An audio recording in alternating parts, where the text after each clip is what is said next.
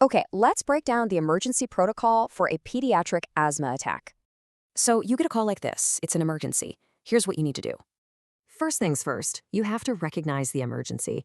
What are the signs to look for? You're looking for that wheezing sound, super fast breathing, and any recent triggers, like a cold.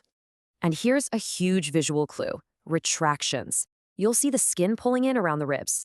Okay, you've seen the signs. Now you need some hard data to confirm what's happening. 92%, that's the magic number. We're talking about oxygen saturation, or SpO2. If that number drops below 92%, it's time for oxygen, immediately.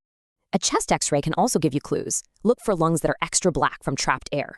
All right, section 3, this is the immediate fix. How do we open up those airways fast? It's a 2-part punch delivered with a nebulizer, a bronchodilator, and a steroid. Step 1 is the bronchodilator. Its job is to relax those airway muscles for quick relief. And the dosing is aggressive. 3 doses in that first hour to really break the attack. Okay, airways are opening up. Now a nebulized steroid comes in to tackle the inflammation. So the immediate crisis is over. But how do you stop it from coming right back? This is so important. Oral corticosteroids are key to preventing a relapse tomorrow.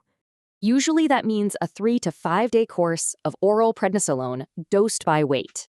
Now, if the attack is severe enough for hospitalization, that medication is given by IV instead. So this protocol saves a life today, but it's a huge reminder about long-term asthma management.